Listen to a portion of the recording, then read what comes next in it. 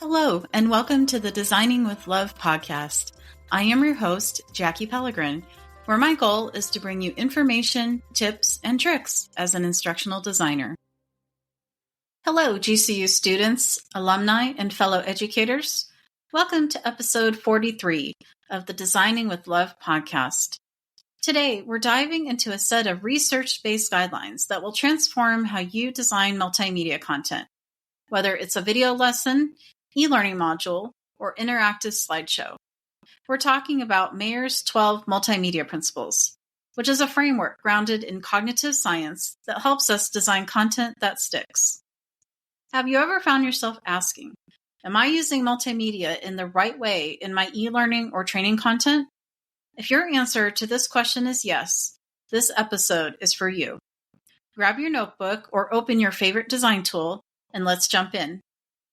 Multimedia design is more than just adding visuals to your content. Done well, it enhances learning. Done poorly, it overwhelms and confuses learners. That's where Richard Mayer's principles come in. The principles are based on how people actually learn, especially with how our brains process words and pictures together. At the core of Mayer's theory is the cognitive theory of multimedia learning, which says that people learn better from a combination of words and relevant images than from words alone, but only if we respect the limits of working memory. So let's walk through the 12 principles together and talk about how you can apply each one to your projects. Principle number 1, coherence principle. Here's a tip. Remove extra words, images, or sounds that don't directly support the learning. Here's an example. Avoid background music or decorative graphics in an instructional video unless they serve a clear purpose. Principle number 2, signaling principle. Here's a tip. Use cues like bold text, arrows, or highlights to direct attention. Here's an example. In a tutorial video, you might zoom in or use a pointer to emphasize important steps. Principle number 3, redundancy principle. Here's a tip. Don't read on-screen text word for word in narration. Here's an example.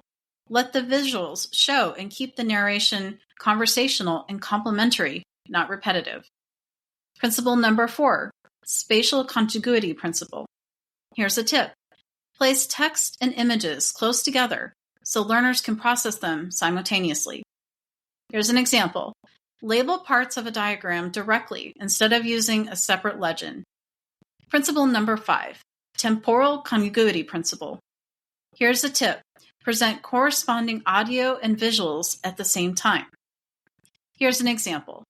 If you're narrating how a system works, synchronize your explanation with animations or video clips. Principle number 6, segmenting principle. Here's a tip. Break content into learner-controlled segments instead of long, continuous streams. Here's an example. Use next buttons or chapters in a video to let learners go at their own pace. Principle number 7, pre-training principle. Here's a tip. Introduce key terms and concepts before diving into complex material. Here's an example. Define technical vocabulary at the start of a course so learners aren't overloaded later. Principle number 8, modality principle. Here's a tip. Present graphics with spoken narration rather than on-screen text. Here's an example. Narrate a process while showing an animation rather than crowding the screen with text.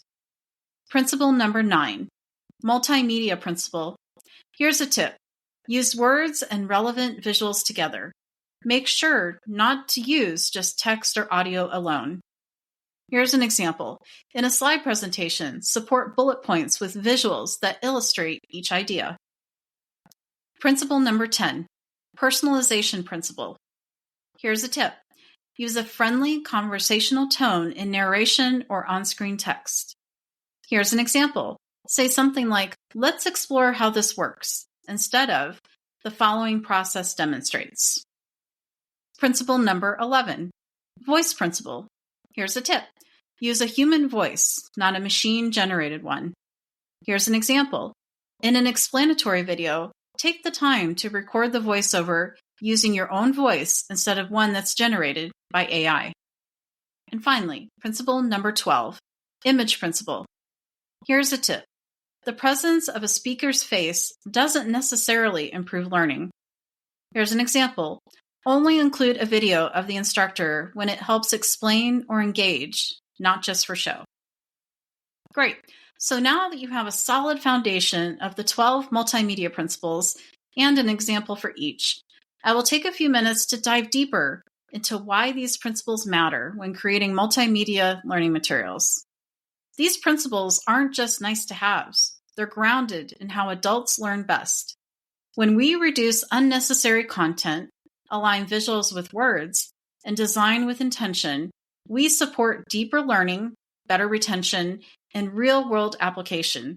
Oh, and let's not forget that we're often designing for busy adult learners who are juggling careers, families, and other priorities.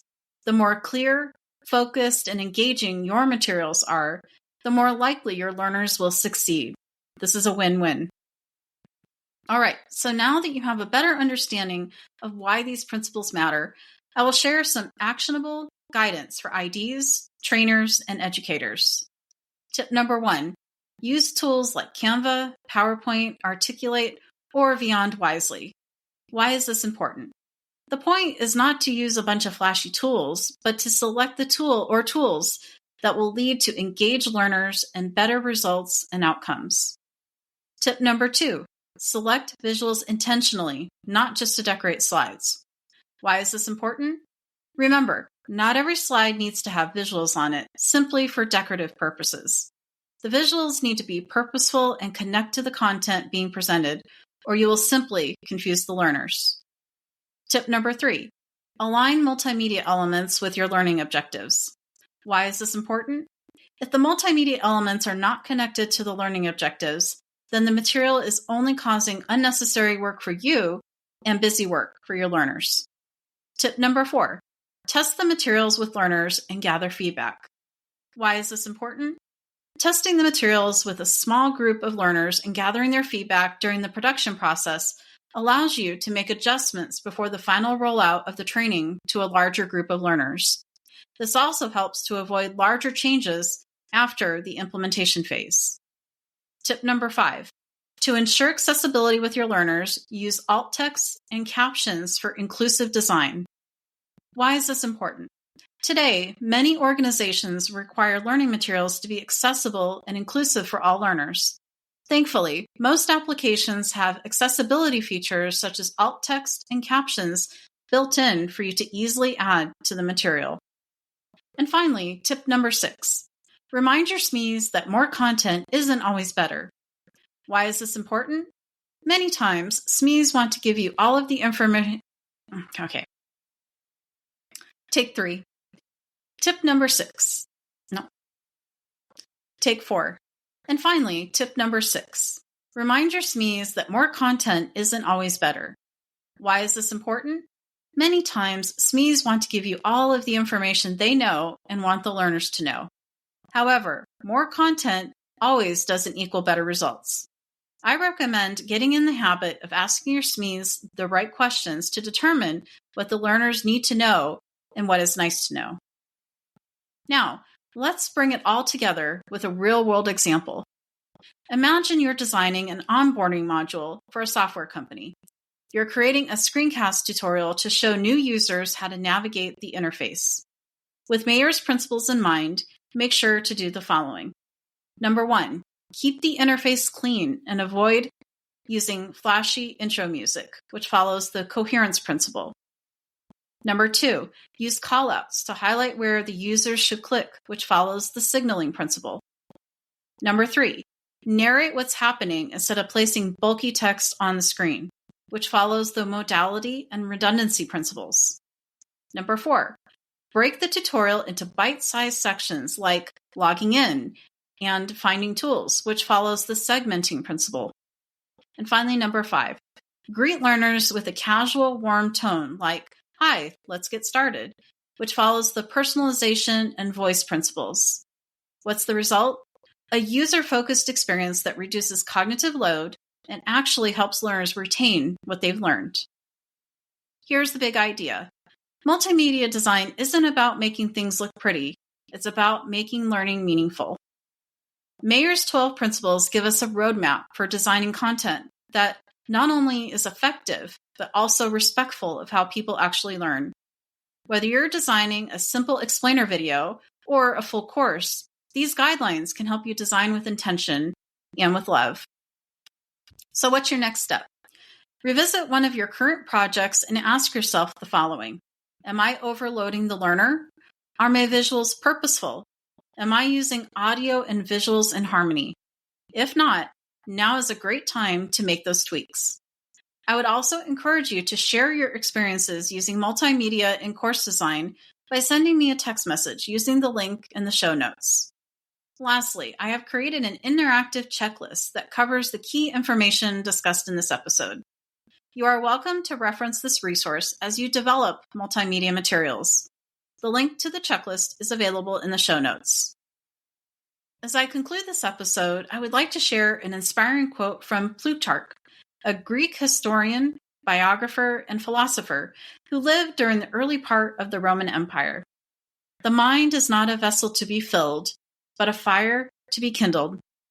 This quote beautifully echoes the purpose of Mayer's multimedia principles, to design learning experiences that ignite understanding, not overload memory.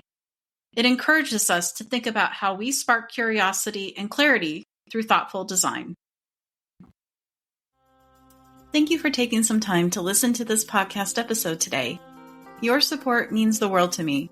If you'd like to help keep the podcast going, you can share it with a friend or colleague, leave a heartfelt review, or offer a monetary contribution. Every act of support, big or small, makes a difference, and I'm truly thankful for you.